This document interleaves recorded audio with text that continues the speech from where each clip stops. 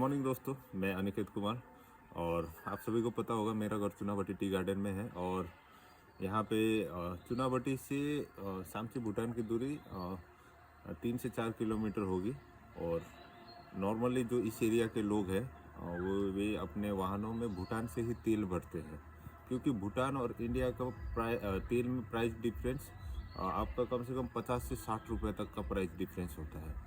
तो एक आम आदमी को सस्ता तेल के लिए कितना स्ट्रगल करना पड़ता है मैं आप सभी को दिखाऊंगा, क्योंकि आप सभी को नहीं दिख रहा होगा, मेरा गाड़ी अभी यहाँ पे नहीं है। मैं सुबह 6 बजे ही लाइन में लगा के रखा हूँ। अभी सिस्टम थोड़ा चेंज हो गया, अभी मतलब सुबह जाके लाइन में लगाना पड़ता है और सुबह 10 बजे से लेके शाम को में भी 4 बजे तक पेट्रोल मिलता है।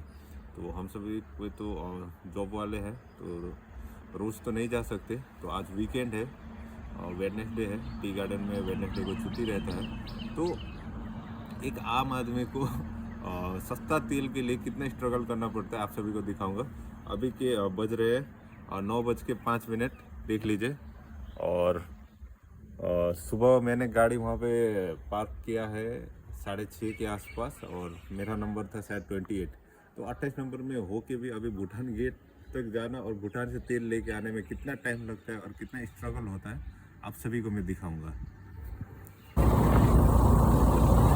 अभी हम लोगों ने गाड़ी जहाँ पे रखा था वहाँ तक पहुँच चुके हैं, और अभी यहाँ तक पहुँच चुकी है लाइन। और मेरी गाड़ी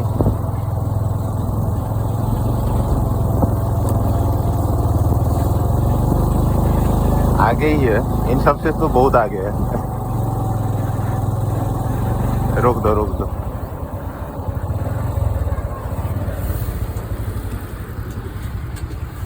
यहाँ से आगे और 27 गाड़ियाँ हैं और मेरी गाड़ी 28 नंबर पर है। तो अभी हो गया 9:30 और भूटान का बज गया 10। और अभी शायद गाड़ी छोड़ेगा एक एक करके या 2-3 करके। ये रूल इस तरह का पहले नहीं था। पहले था कि मतलब डायरेक्ट गाड़ी लगा के गेट में लाइन लगता था, लेकिन अभी गेट से 500 मीटर या 1 किलोमीटर आगे ही रुक के लाइन लगना पड़ता है। और इससे सुविधा क्या हुआ, जो चेक पोस्ट वाला है वो लोग के लिए सुविधा हुआ, और जो इधर चामरची हो गया, चुनाभट्टी से जो आते हैं उन लोग के लिए थोड़ा प्रॉब्लम हो जाता है। वही है, रूल बनाना चाहिए तो सबके लिए इक्वली बनाना चाहिए। अभी आधा आदमी के लिए दूसरा रूल है और आधा आदमी के लिए दूसरा रूल। कम से कम अभी भी 30-40 गाड़ी जो कि चेक पोस्ट का है लोकल, वो लोग का पहले से ही लाइन होगा। तो वही है, अगर रूल बनता है तो सबके लिए इक्वली बनना चाहिए ना। आधा आदमी के लिए दूसरा रूल, आधा आदमी के लिए दूसरा रूल हो जाता है। चलिए देखते हैं। सुबह 6 बजे का आया हुआ, तो 6-6:30 बजे, अभी 9:30 हो गया।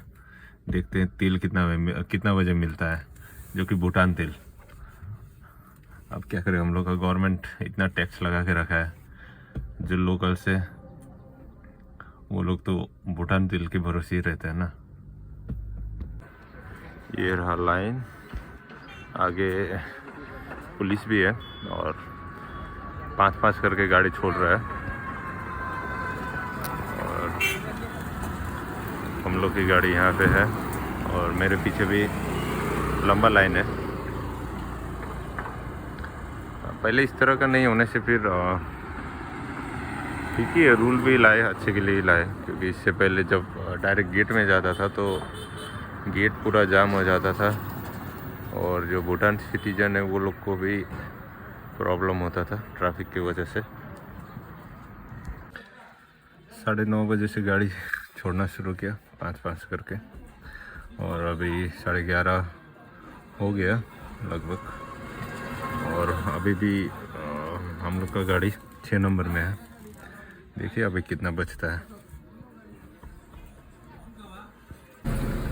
12 बजने वाला है और अभी तो जस्ट यहीं का लाइन ख़त्म हुआ है। आगे और कितना लाइन होगा पता नहीं। समझ में नहीं आता है। 28 तो गाड़ी जाने के लिए 6 घंटा होने वाला है। सब कोई हम लोग लाइन में है और 12 बज चुका है, लेकिन गाड़ियाँ साइड से जा रहे हैं। वही है, इंडिया में अगर आप रूल फॉलो करते हैं तो आपको ही प्रॉब्लम होगा, आपका टाइम वेस्ट होगा, आपका वेट करना पड़ेगा, लाइन में लगना पड़ेगा और पीछे से ओवरटेक करके एक एक गाड़ियाँ जा रही है। देखिए क्या होता है अभी। ऐसे तो हम लोग भी जा ही सकते थे, लेकिन आप सभी को दिखा रहा हूँ ना। अगर आप इंडिया में नॉर्मली रूल फॉलो करके जाते हैं, खासकर ये चमरची और चेक पोस्ट के बीच में जब भूटान घुसते हैं प्रॉपर रूल फॉलो करके, तो आपको कितना टाइम लगता है वो अब मैं आपको दिखाऊंगा आज। 6 घंटा तो हो ही गया है। गाड़ी के 12:06, 12:45 हो गया, 12:45 और भूटान गेट कम से कम कितना 50-60 मीटर होगा।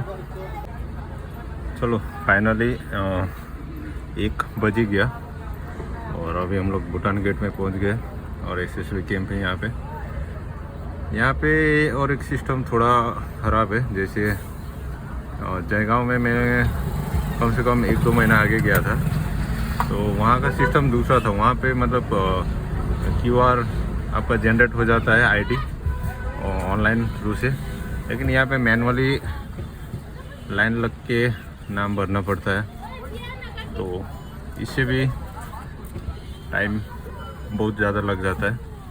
मतलब एक आदमी को नॉर्मली जहाँ पे 2 मिनट में काम हो जाएगा वहाँ पे 6-7 मिनट लग जाता है। तो बियरली 200-300 गाड़ियाँ अगर रोज़ आती है तो ये टाइम बहुत ज़्यादा हो जाता है। और यहाँ पे अभी चेकिंग होगा, एसएसबी कैंप, एंट्री कराना पड़ेगा, फिर भूटान में भी एंट्री कराना पड़ेगा manually he.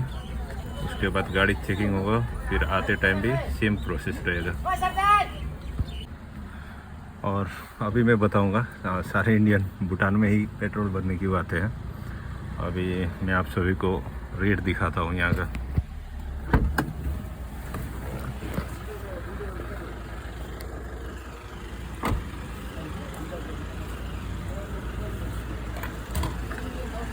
What is it? 57.87।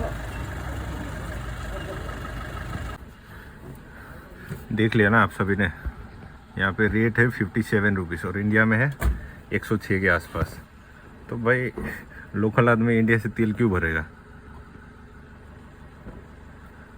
अब हम लोगों का गवर्नमेंट को हम लोगों के ऊपर बहुत ज़्यादा प्यार है ना, इसीलिए भर भर के टैक्स देता है।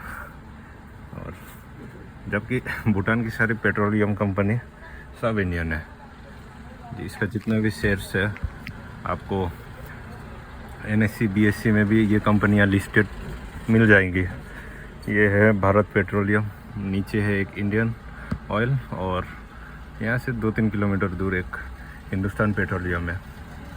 सारी इंडियन कंपनियां, लेकिन तेल इंडियन के लिए रेट ज़्यादा है, भूटान के लिए कम है। फाइनली हम लोग घर पहुंच गए और टाइम हो रहा है 2:39। अभी तक की क्लिप में आप सभी ने देखा कि एक नॉर्मल आदमी को भूटान से तेल लाने में किस तरह से स्ट्रगल करना पड़ता है। और रही बात आदमी, अभी बहुत सारे व्यूअर्स ऐसे होंगे कि बोलेंगे भूटान क्यों जाना है, तो भूटान क्यों जाना है उसका भी आंसर मैंने आप सभी को वीडियो क्लिप में ही दिखाया। भूटान में 1 लीटर पेट्रोल का प्राइस है 57 रुपीज़, 57.87 समथिंग, 58 ही पकड़ के चले, और इंडिया में 106 के आसपास है। तो आप सभी को सोचिए, जिसका घर, मेरा घर मान लीजिए चुनावटी है, मेरा घर से भूटान का पेट्रोल पंप 4 से 5 किलोमीटर का डिस्टेंस में पड़ता है, वही बानहाट का पेट्रोल पंप 7 से 8 किलोमीटर का डिस्टेंस में पड़ता है, और वहाँ पे प्राइस भी डबल है, ऑलमोस्ट डबल। तो कोई भी जो लोकल का एरिया का आदमी होगा वो तो ऐसे घूमने के लिए, अपने फैमिली या प्राइवेट यूज के लिए, जहाँ से सस्ता पेट्रोल मिलेगा वहीं से पेट्रोल भरने जाएगा ना। और हम लोग तो रहे बात यहाँ के हैं, और बहुत सारे लोग तो दूर दूर से भी आते हैं। इवन जो गवर्नमेंट सर्विस वाले हैं, इंडियन आर्मी सब है, वो भी बिनागुड़ी कैंट से बहुत सारे लोग आते हैं। संडे को पूरा भीड़ रहता है, आर्मी गाड़ी ही रहती है। तो देखिए यहाँ पे ये मैं किसी को क्रिटिसाइज नहीं कर रहा हूँ। नॉर्मली जहाँ पे सस्ता मिलेगा कोई भी आदमी वहीं पे जाएगा, लेकिन जो अभी इस तरह से सिस्टम बना हुआ है, जो कि मैंने कहा मेरा नंबर 28 नंबर में गाड़ी था, लेकिन जब मैं भूटान एंट्री कर रहा था तो एसएसबी के पास जहाँ पे मैं एंट्री करने गया वहाँ पे भी सीरियल नंबर होता है, वहाँ पे मेरा सीरियल नंबर 236 था। तो मेरा मतलब पुलिस एक तरफ से छोड़ रही, सिर्फ 28 गाड़ी को छोड़ा, और एसएसबी कैंप में जाके वो नंबर हो गया 236। 200 से ज़्यादा गाड़ियाँ आगे कैसे पहुँची, ये एक सोचने वाली बात है। और 200 से ज़्यादा गाड़ियाँ पहुँची तो जो लाइन में जो प्रॉपर वे से जो पुलिस और चमरसी आउटपोस्ट के पुलिस ने जो नियम बनाया उसको फॉलो करके जो आदमी लोग जा रहे हैं, उनके लिए तो ये गलत हो रहा है कहीं ना कहीं। और जो जहाँ से गाड़ियों को रोका जा रहा है उससे आगे से बहुत सारे गाड़ियाँ 2 बार 3 बार पेट्रोल भर के आ रहे हैं। ये तो टोटली स्मगलिंग का ही एक निशानी है। और जैसे मैंने कहा कि 236 था मेरा रिपोर्ट, जो कि नंबर था, एक टोकन नंबर। उसके बाद जब मैंने भूटान में एंट्री कराया तो मेरा नंबर था 216। एक तरफ एसएसबी के पास एंट्री कराया 236, और दूसरी तरफ भूटान में एंट्री कराया तो वहाँ पे जो टोकन नंबर है वो 216 हुए। तो इसमें भी कहीं ना कहीं घपलेबाजी दिखती है। आप देखिए, एक तरफ एंट्री करा रहा है, मैं भी कोई वहाँ का लोकल होगा या फिर भूटान पुलिस के साथ उसका अच्छा रिलेशन होगा, जिसकी वजह से वो भूटान में बिना एंट्री के बार बार घुसा होगा। इसीलिए तो ये डिफरेंट नंबर आप सभी के सामने आ रहा है। जहाँ पे पुलिस ने रोका 28 नंबर, और जहाँ एंट्री एसएसबी के कैंप में जहाँ एंट्री किया 236। 200 से ज़्यादा गाड़ियाँ आगे भूटान घुस चुकी है। और ये में कोई भूटान नंबर या फिर ट्रक नहीं, ट्रक का लिस्ट अलग होता है, भूटान गाड़ी का लिस्ट अलग होता है। यहाँ पे सिर्फ इंडियन गाड़ियाँ। और मान लीजिए इंडियन गाड़ी में जिसके पास भी होगा, तो कितने आदमियों को पास दिया होगा भूटान गवर्नमेंट ने, कितने गाड़ियों के पास होगा? 200 गाड़ियों को तो पास दे के नहीं रखा होगा ना भूटान गवर्नमेंट ने। और यही मतलब जो रूल बना है कहीं ना कहीं ट्रैफिक को कंट्रोल करने के लिए बनाया गया, लेकिन यहाँ पे मुझको जो देखने को मिल रहा है कहीं ना कहीं भेदभाव हो रहा है। और जो इस एरिया से न्यूड्रस हो गया, कठलगुड़ी हो गया, आमबाड़ी हो गया, यहाँ से जो लड़के लोग जाते हैं पेट्रोल भरने के लिए, उनके लिए ये मतलब भेदभाव हो रहा है कहीं ना कहीं। हम लोग तो चलिए महीना में 1 बार 2 बार जाते हैं प्राइवेट यूज के लिए, लेकिन अभी और एक बात मैं मतलब सोशली बोलना चाहूँगा कि जो भूटान का पेट्रोल है, इससे आसपास यहाँ पे बहुत सारे लोगों का रोजगार भी होता है, और कईयों का घर भूटान के पेट्रोल से ही चलता है। तो और यही बात रही है अभी जिस प्रकार से ये पार्शलिटी चल रहा है, कुछ लड़कों को दिन में 2-3 बार पेट्रोल मिल जाता है, और कई लड़कों को दिन में 1 बार, मतलब सुबह जाने से शाम को घर वापस आ पाते हैं। तो जो मतलब जो रूल बनाया गया है ये सबके लिए इक्वली बनना चाहिए, मैं तो इतना ही कहूँगा। और कहीं ना कहीं भूटान गवर्नमेंट को, एसएसबी वालों को, और जो वे बंगाल पुलिस जहाँ पे ड्यूटी करते हैं, उन सभी को इस सिस्टम में और थोड़ा रूल्स में सुधार करने की ज़रूरत है। इससे पहले मैं जयगांव गया था, मैंने बताया वीडियो क्लिप में भी, जयगांव में एक सिंपल रूल है आप ऑनलाइन पास बनाएंगे और वहाँ पे स्कैन होगा, भूटान पुलिस स्कैन करेगी, एसएसबी वाले एंट्री भी नहीं करते वहाँ पे, भूटान पुलिस स्कैन करती है और वहीं से पूरा डाटा निकल जाता है। तो उसमें एक सिंपल वे होगा ना, एक कौन सा गाड़ी कितना बार जा रहा है भूटान, कितना बार आ रहा है। यहाँ पे मान लीजिए किसी का शॉर्टकट अच्छा हो गया, किसी पुलिस वाले से, किसी एसएसबी वाले से, मैं किसी को ब्लेम नहीं कर रहा हूँ, मैं भी अच्छा हो गया, तो वो लोग तो बिना एंट्री के भी अंदर घुस सकते हैं। तो ये एक सोचने वाली बात है। और सब कोई अभी भूटान पेट्रोल हालांकि कानूनी रूप से देखेंगे तो इलीगल ही है, और जो कि वहाँ से लेके आके यहाँ पे बेचते हैं, फिर भी इंडियन पेट्रोल पंप से कम ही में मिलता है। और जो इस एरिया के जितने भी बाइक वाले होते हैं वो शायद 90-95 रुपये करके पर लीटर भरते हैं, तो वो भी इंडियन गवर्नमेंट से कम ही में दे रहे हैं, ब्लैक में ला के भी पेट्रोल मतलब कम ही में दे रहे हैं।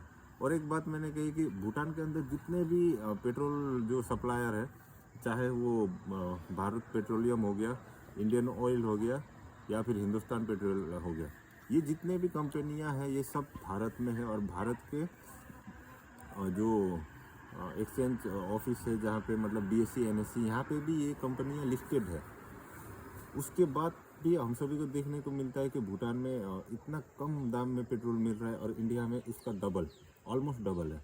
तो एक चीज़ सोचने वाली बात है कि वो कंपनी तो कहीं भूटान में तो सस्ता तेल नहीं बेच रही है ना, यहाँ पे हम लोगों को महंगा बेचा जा रहा है हमारे गवर्नमेंट की पॉलिसियों के द्वारा, हमारे गवर्नमेंट के जो हम लोगों के ऊपर जो टैक्स लगाया जाता है उसके कारण। और अभी कहीं ना कहीं मैंने बोला कि ये जो पेट्रोल वाला सीन है ये कहीं ना कहीं इलीगल है, लेकिन आसपास के लड़के करेंगे भी तो क्या करेंगे, नौकरी यहाँ पे है नहीं। इतने सारे लड़के हैं, कम से कम 150, 200, 300 लड़कों का इससे रोजगार चल रहा है, उन लोगों का पॉकेट खर्चा निकलता है। तो गवर्नमेंट को इन सब चीज़ों के बारे में सोचना चाहिए। और जिस तरह से पेट्रोल का दाम इंडिया में बढ़ा हुआ है हाई टैक्स की वजह से, जिस प्रकार से हम लोग टैक्स दे रहे हैं उस प्रकार से हम लोगों को कुछ भी नहीं मिल रहा है। जितने भी मीडिया वाले बोलेंगे इंडिया में पाकिस्तान से कम है, श्रीलंका से पेट्रोल का दाम कम है, अरे भूटान से कम करके दिखाओ, उसके बाद बात करते हैं ना। जो भूटान में आप सभी को देखेंगे इतना कम टैक्स है सभी चीज़ों में, उसके बाद भी वहाँ के सिटीजन्स को फ्री मेडिकल सर्विसेज और फ्री एजुकेशन मिलता है। इंडिया में कहाँ मिलता है? इंडिया में तो एजुकेशन में भी अगर आप प्राइवेट एजुकेशन लेने जाएंगे उसमें भी 18% का GST लगा रहा है। तो ये सब चीज़ थोड़ा बहुत सिस्टम का फेलियर है। और सबसे ज़्यादा फेलियर तो कहीं ना कहीं हम सभी को देखने को मिलता है कि जो हम लोगों की गवर्नमेंट है इस चीज़ में फेल होती हुई दिखती है। और है तो गलत ही, ब्लैक में ही है, लेकिन अभी यहाँ के लड़कों का इससे पेट पलता है, तो इस चीज़ को हम लोग पूरी तरह से गलत भी नहीं कह सकते। थोड़ा बहुत सिस्टम में सुधार करने का ज़रूरत है। और जो हम लोगों का टैक्स जो जिस प्रकार से है, तो टैक्स तो हम लोगों के देश का क्या बोले, फ्री कुछ भी नहीं है। मेडिकल इतना महंगा है, जो फ्री का है वो भी कंडीशन आप सभी को जानते ही है। और फ्री एजुकेशन का गवर्नमेंट स्कूलों का हालत आज से आप सभी को देख ही रहे हैं, टीचर्स ना के बराबर है और टैक्स दुनिया भर का लगता है। तो इस चीज़ को आप सभी को सोचिएगा, देखिएगा। और आप नॉर्मली इस एरिया के हैं तो डुअर्स के हैं, तो आप सभी को नॉर्मली आप कंपेयर कर ही सकते हैं दो देशों के बीच में किस तरह से टैक्स लगाया जाता है और सिटीजन्स को किस तरह से ट्रीट किया जाता है। मेरा इतना ही कहना था आप सभी को। जय हिंद, जय भारत।